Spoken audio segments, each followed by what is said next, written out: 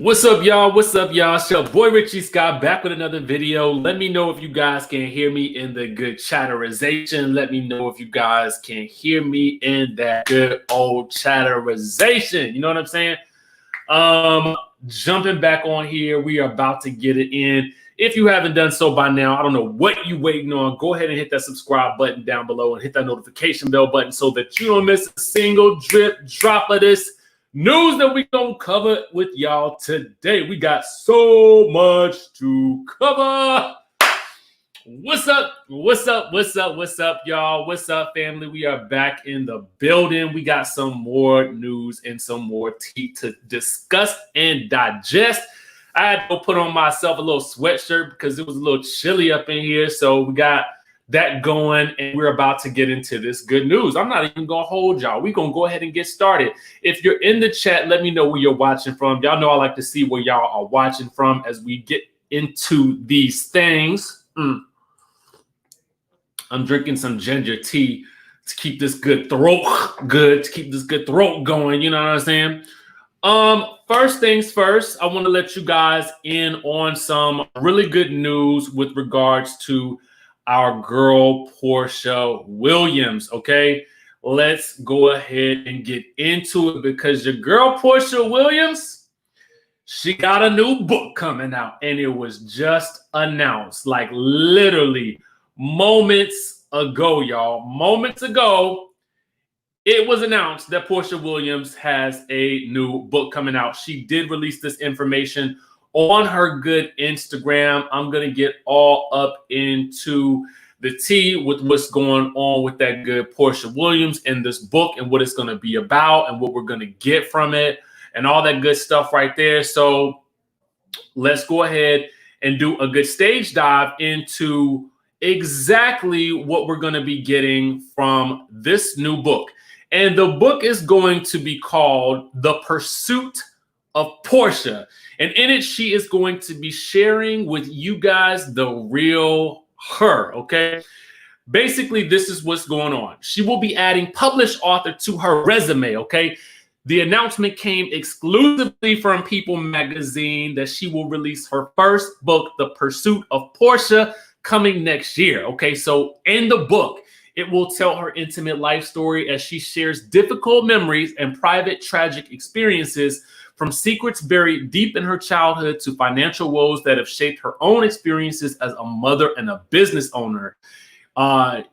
She is going to be telling you guys how she has found the strength to get through all of these things. She says, putting yourself out there in these times can be both a blessing and a curse. I want to share the real me and my story here, including my trials as well as my many blessings.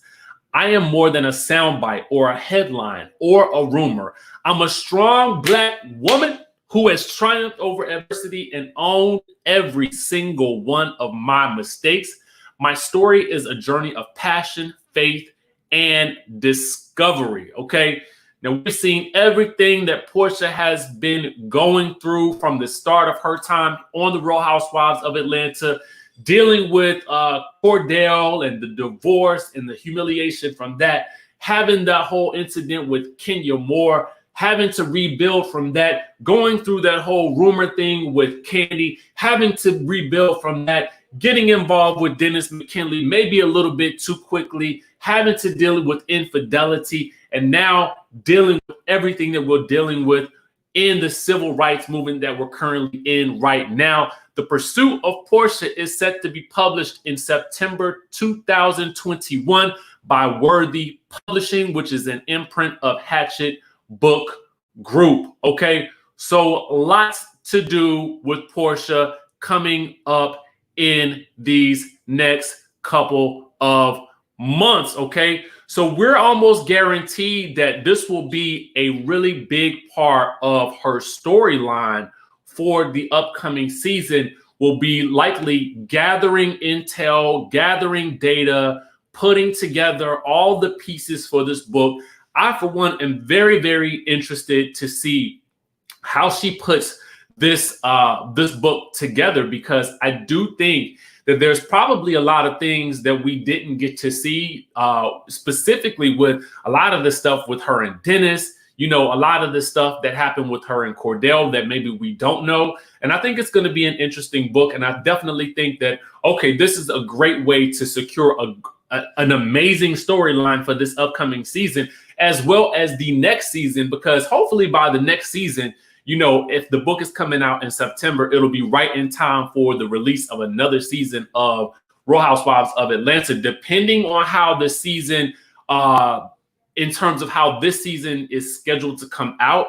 Since they're just starting to get started filming now, I'm not necessarily sure how many interruptions with filming we're going to have to deal with, because Real Housewives of Atlanta traditionally premieres in November. But with the current state of the things that we're going through now, who knows when we'll actually get a tradition, like a real premiere for the next season, which could definitely set the following season back. So we'll just have to wait and see how it plays out. I, for one, am excited about Porsha and this whole book situation. Let me know what you guys think about it in the comments section below. I'm looking at a lot of people who are excited about Porsha, especially with everything that she's doing. Really fighting for what she believes in, particularly with Black Lives Matter.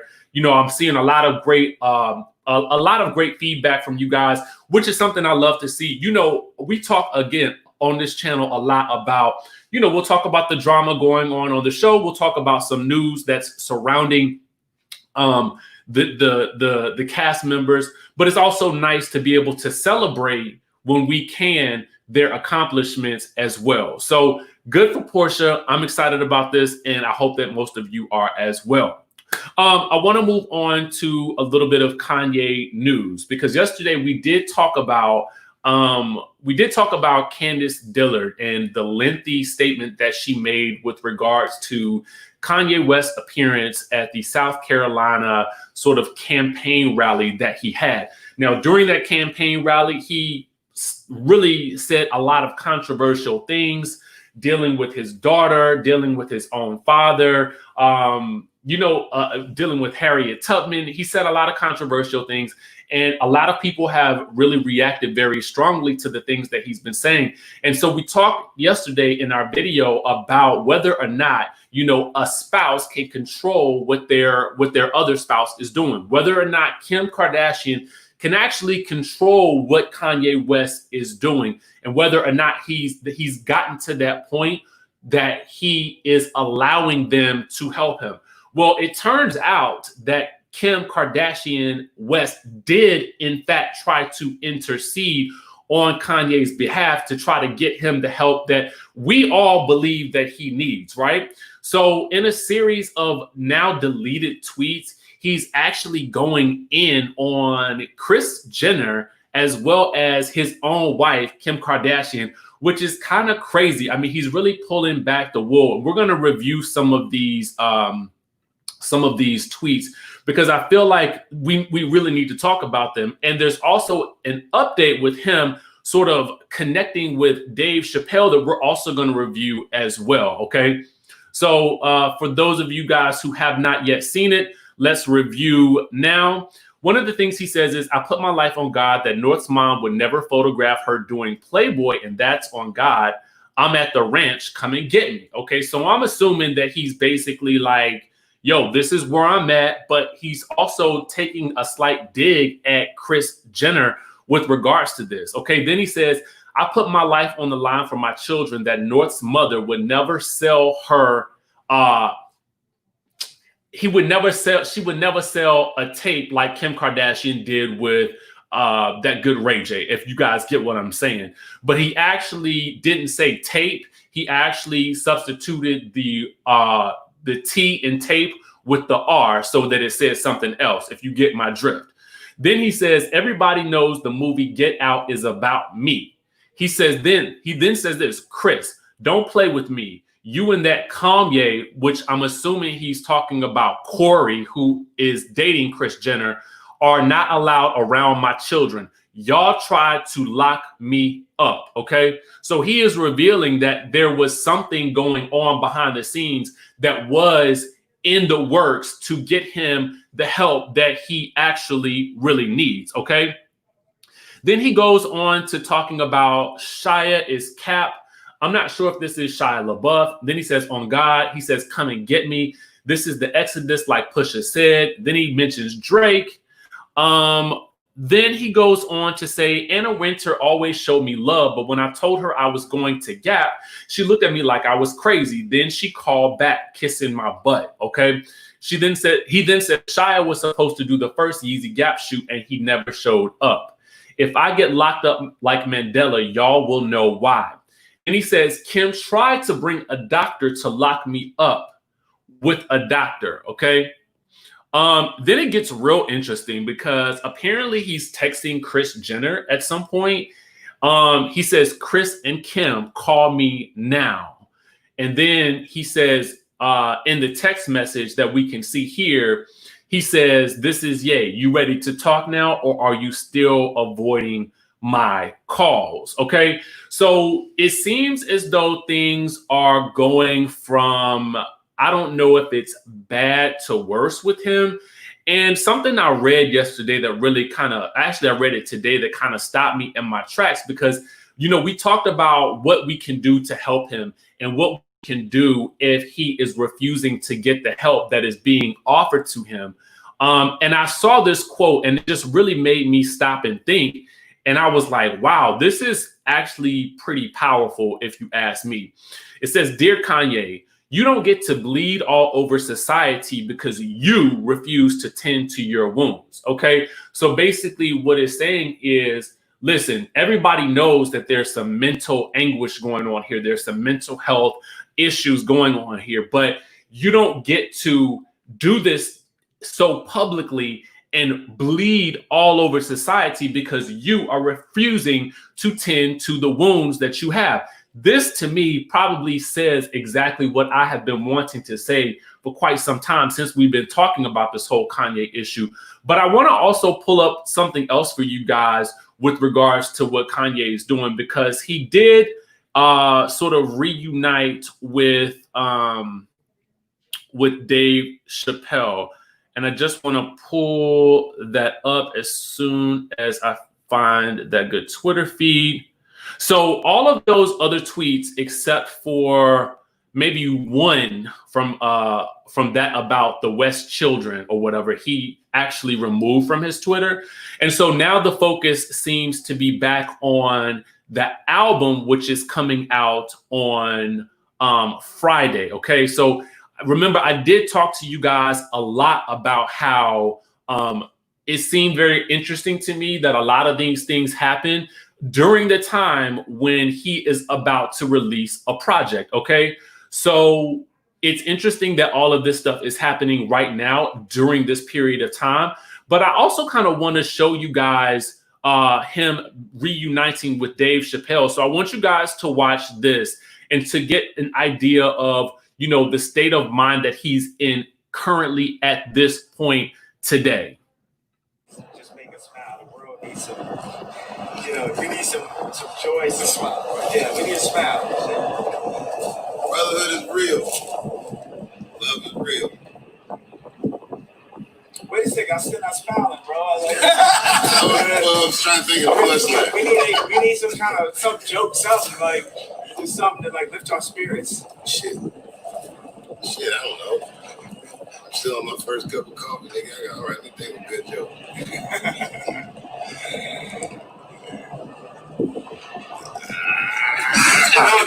Dave, we need you. Don't stop recording. We need you, brother. We need you. But now, get this picture. Come over here. Get this picture. We need you.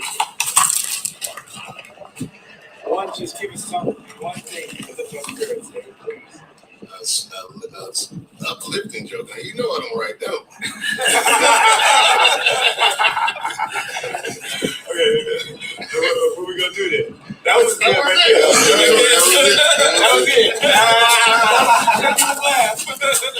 Because the people always feel like having these pictures and you're a fake style. All right. Hey, Cookie. I love you. And I'm gonna send you guys' scenes number right now. And right, thank God. Yes, sir. Yo, much love. So there's a part of me that's sort of wishing, that's sort of trying to understand if, you know, Dave Chappelle going to check in on him is a good thing. Because I feel like if Dave Chappelle is able to sort of really talk to him, because, you know, Dave Chappelle had this whole, you know, he had a whole thing where he kind of disappeared from the public eye for quite some time. And I felt like maybe he was the type of person that needs to be in Kanye's presence at this point to really talk some man-to-man type stuff to Kanye, to maybe get him to sort of listen to reason. That is my hope at this point. But it almost seems like if this continues to progress, and to me, I almost wonder if this sort of manic episode just is triggered by the work and the buildup that's leading towards releasing a project. So maybe it's not necessarily as calculated as it may seem, but maybe more as a result of the work and commitment and dedication that it takes to put out something like this. And maybe that just tends to lead to some level of excitement that tends to take him overboard. Not necessarily sure. I'm not a psychiatrist, not any of that. I'm just someone who's making an observation and someone who wants to see the best for this man, because he obviously needs someone to step in on his behalf to sort of get him the help that he needs. So I did want to give you guys the latest updates on that. And it was especially important for me because I know that we had talked about whether or not, you know, there was any effort made by Kim or the Kardashians to sort of step in and help him. And it does seem that they are trying to do what they can in this situation. I just don't know that it is enough. You know what I'm saying? So it's nice to see someone like Dave Chappelle stopping in to check on him to see what is happening here, what's going on. And I would almost like to see a couple more people maybe step in to do the same thing, although it's not their obligation. I'm just saying, as a concerned person and someone who is looking at the situation happening and playing out in the media, that's what I would like to see happen. You know what I mean? So we'll have to see, you know, what happens. Boofy B says, yes, DJs, you are correct. I also suffer from bipolarism and manic depression, and he is definitely in a manic phase, and the media and his family are not doing anything except exploiting this episode. You know, it's Alice, you are correct. It is a very sad state of affairs. Hopefully something can be done relatively quickly to help him. And I guess what we should do is, like I said before, and in each of the videos that we talked about him, Tamar and Nick Cannon, with what we're seeing right now, I think the best thing that we can also offer is prayer. I had an update on Tamar Braxton, but I'm going to save that until I get more information.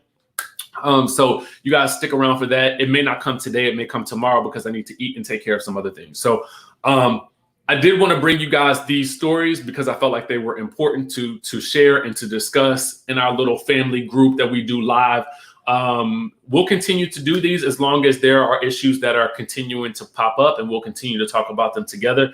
We'll continue to lift them up in prayer. And with that being said, guys, make sure you guys stay locked onto the channel. Make sure you guys hit the notification bell button so that you can be alerted when we go live or when we're going to drop new videos. And of course, I love y'all, and I will see y'all in the next video.